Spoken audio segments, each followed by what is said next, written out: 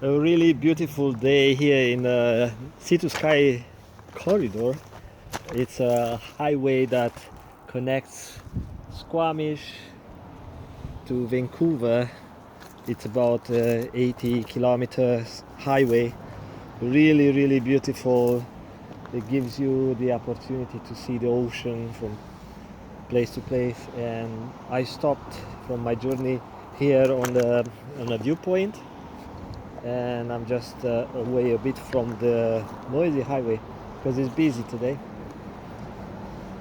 And I thought to take some time and enjoy the sunny day because it turned out to be a really nice day, and I'm very lucky and I'm grateful for that, for having my bookings in Squamish in such nice days.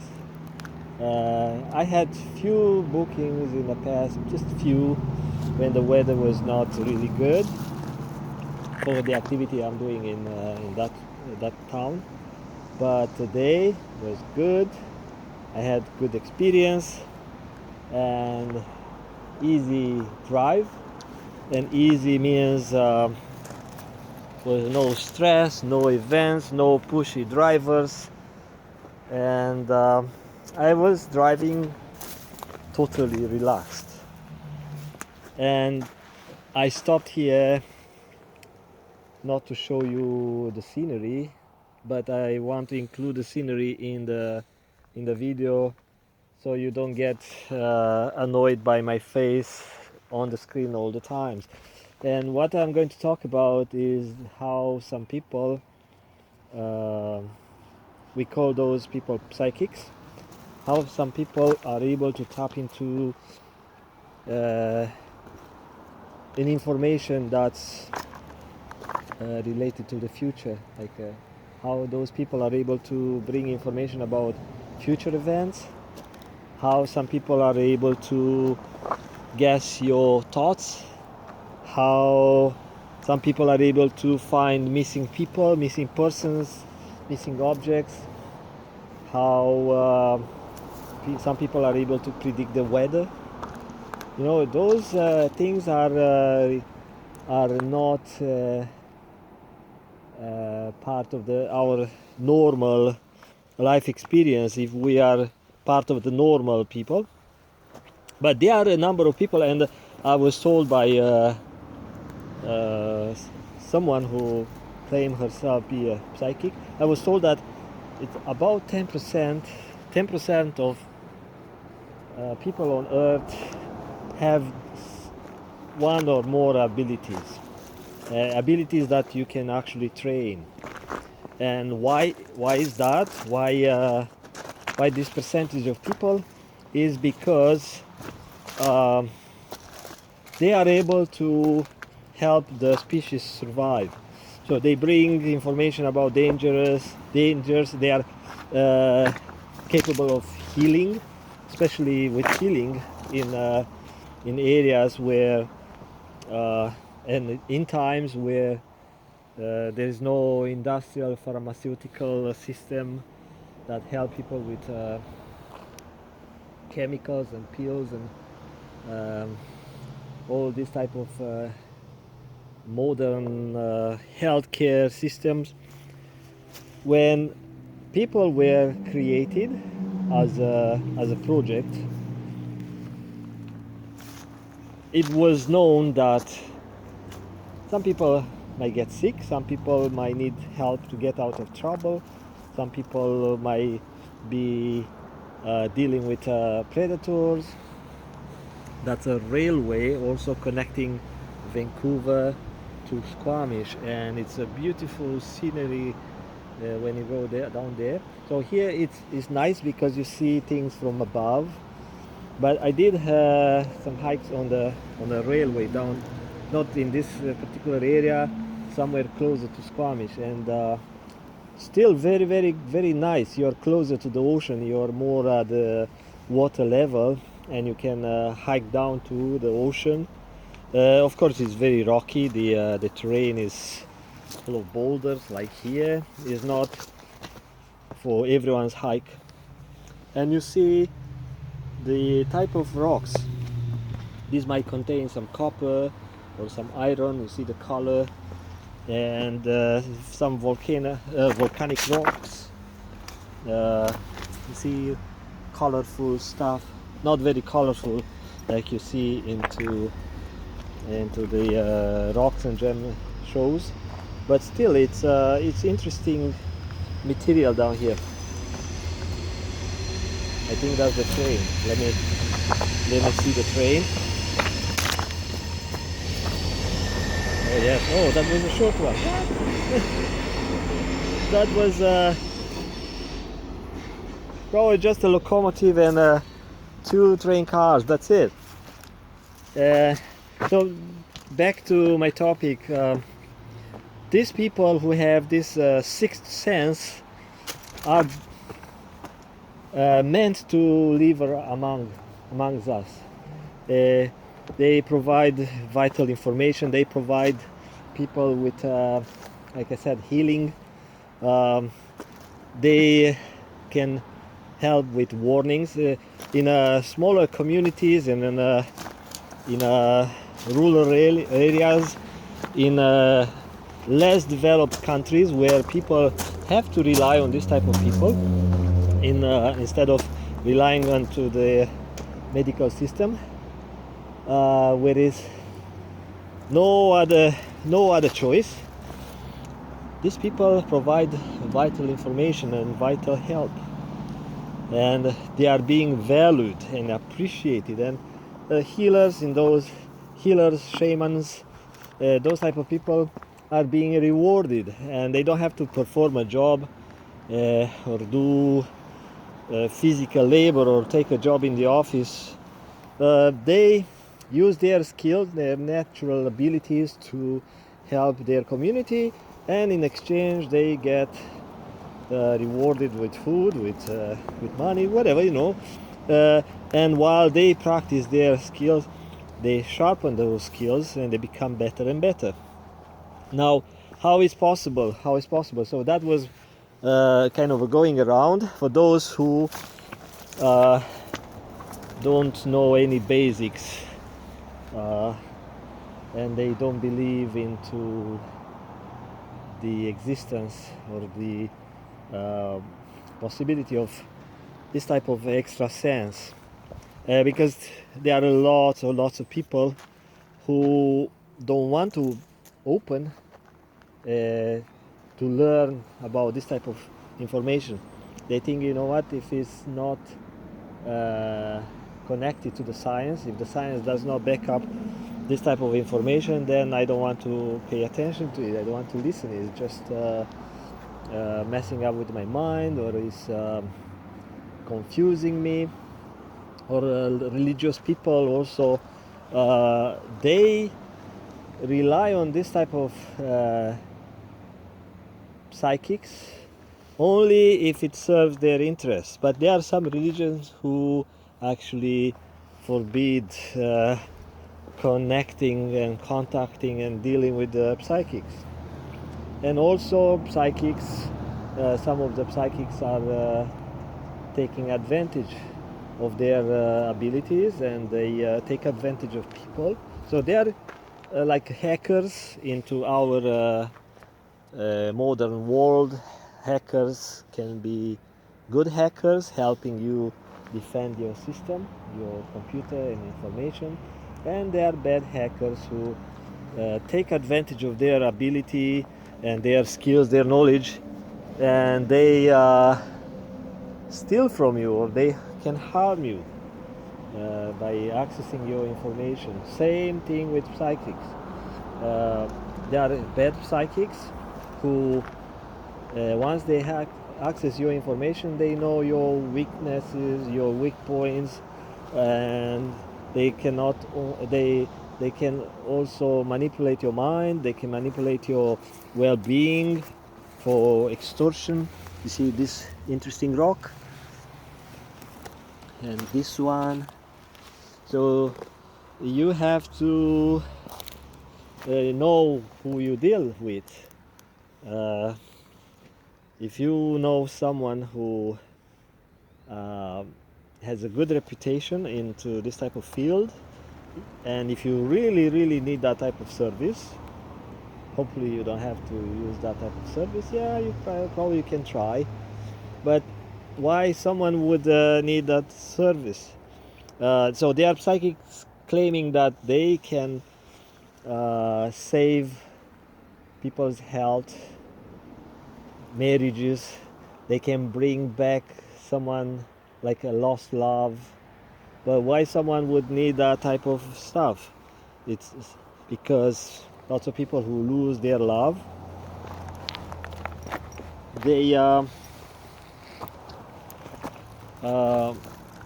they think they own that person who's leaving, departing a bad relationship, and they want to keep control on that person. And when the person is leaving the bad relationship, the person who usually is a bully or a control freak feels like a personal loss. It's not like he really cares or she really cares about the person who's departing, but is more of a personal pride. It's ego. The ego is being affected somehow, and the person wants uh, to keep control of the situation, and they would hire a psychic to get the information or to do the magic or to do something and bring their ex-lover back into the cage. Cage means the relationship that prevents that person, the departing person, from having a good life and freedom freedom of choice. Okay, so how people access this information and where the information is being stored, right? So lots of people have the skill how to do such things, how to, let's say, guess your thoughts, guess some numbers, guess or predict certain things, but they don't know how they do it. They one day they just woke up with the ability. Other ones they learn the ability from relatives, or it's an ability or a skill actually passed from generation to generation. I've seen that in gypsies. Gypsies back in Europe where I used to live, they passed the skill from grandmother to granddaughter, and because granddaughters they might have, or the young kids, especially females, might have the gift of connecting to another reality and connecting to the information on the field, and the older person who has a real gift, that person can detect or say, okay, my granddaughter, out of my 20 grandkids, this one I want to train because this one I know she can do it, and once she feels it, she can connect to the gift and can use it and can feel great and can help other people and can have an easier life instead of being forced to marry, or being in a situation where she has to survive and has to marry someone just because the person is a good provider.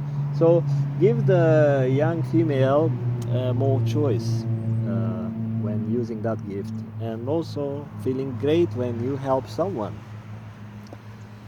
And how the information is being accessed, because I keep talking and you may think, okay, I want to know how this is done. I'm not going to tell you how is being done. I'm going to give you some clues and explain a little bit how it's possible. And it's not going to be a step-by-step information how you can become a psychic, because you have to have a basic knowledge, like multiple layers of knowledge, and you have to start with basics. And if you want a quick answer, quick fix, you will never get the skill. You have to work to get to that point where you start developing your own abilities. And so again, it's not a quick fix like okay, I have the information and I'm going to sell it to you, and I'm going to post a video on the internet that okay, you sign up, you send me your email, and I'm going to charge you $2,000 to give you the secret. No, it's not like that. So I can give you some clues, but if you want to get to the cake, to the good part of the cake, you still have to work, and you still have to put effort, and you have to train and have to understand. And there are people who come into this world with a natural gift, and they have to use it, and they have to keep training, and they have to keep practicing.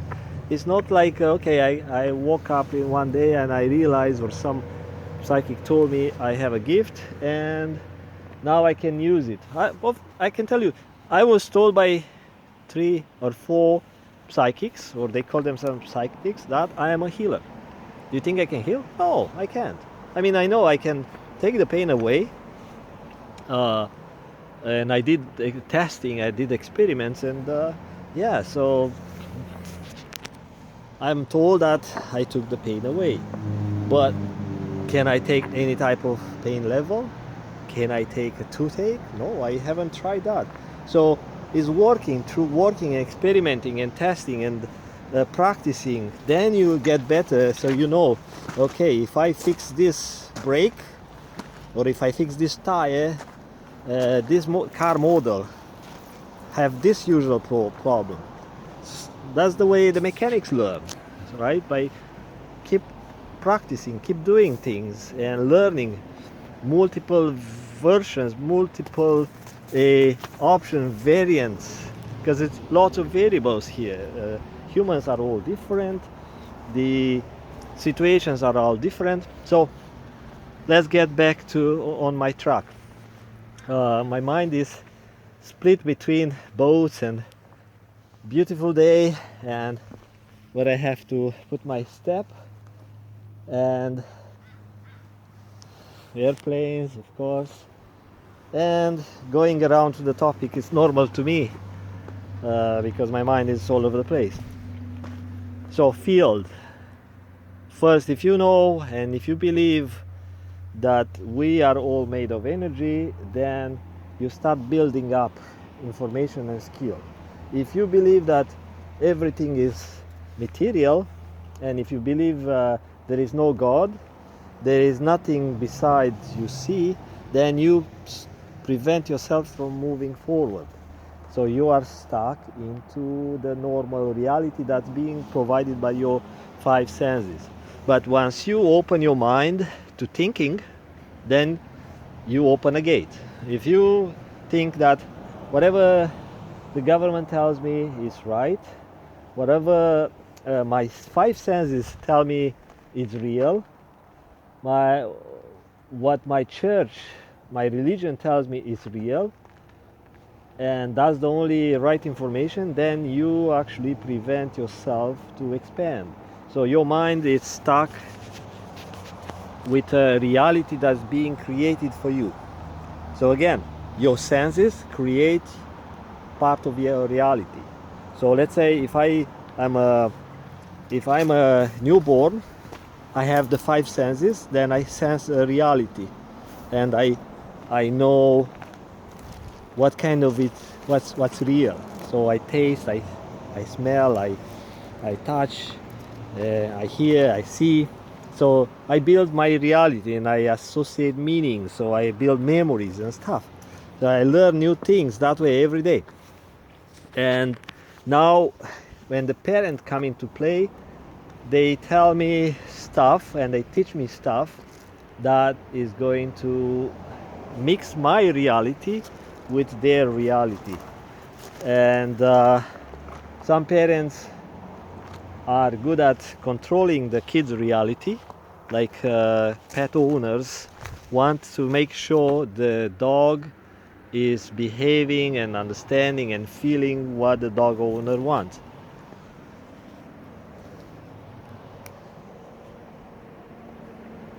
Yes, and so the dog owner have the best interest to keep control on the dog, and it will change the dog's reality by taking the dog into certain places, connecting the dog to other similar pets the dog owner wants. So if the dog will never get in touch or never connect with certain breeds of dogs, or with the wolf or something, the dog's reality is being limited by what the owner choices make. Yes, so but if the dog owner takes the dog to a vet, then it adds to the memory and to the reality of the dog. If the dog owner feed the dog a bad food, the dog would get sick, and it changes the dog reality, perceptions of dog's life. So the dog suffering will experience life different way, right? So same with people. People can alter their kids' reality. School is altering the kids' reality. Wearing masks, and telling people about viruses and how many people get infected can be manipulated, and can manipulate and alter people's reality. So I'm not getting into if these numbers with COVID cases or vaccines, or if everything is fake or is news or is good news, bad news, is manipulation. That's a different topic. But if someone at a certain level of the society wants to alter your reality, they can use your phone. So your phone, it's a gate to another reality, and a gate to alter your reality. So you have to watch who you talk to, what you listen, what you watch. So even now, if you really get into what I'm saying, if you pay attention to what I'm saying, I slowly change your reality. So if you don't want your reality to be changed by other people, then don't watch TV, don't read books, don't eat stuff made by other people, because everything that's interfering with your own things, your own experiences, is going to affect how you perceive the world. So go back to the field, because I'm 23 minutes in the video and I'm still enjoying such a great day, such a beautiful day, and I had a good time in Squamish, and I have the energy to share it. Now, those people who are open, because I mentioned about changing your reality, because there are lots of people who are not aware that reality can be changed by who you listen to, right? And if you are not open to learn about psychic abilities, let's say if you are here, if you are still here listening to my video, my recording and my thoughts, that means you are open or curious to open the channels of communication from our world to a world that cannot be seen, and you are open to open up your sixth sense. That's why you are still watching this video, and you are hoping that at some point you will get the information. But if you are one of those patients, people who want to build slowly and consistently, you will have the patience to wait till I'll give you some information. So now you are open to allow this extra stuff to come in. So you watch videos, you listen to stories, psychics, you read all that stuff, and all this information will tell you stuff that might help you to develop your abilities. And lots of people who are skilled in this type of field will tell you that if you start meditating, and I'll suggest you the same thing, when you start meditating and slowing down your mind, then you allow these channels to open up, and you start amplifying your own natural gifts, because the brain is less distracted by information that's not relevant to your gift. So the more focus you put into something, the more you get out of that thing.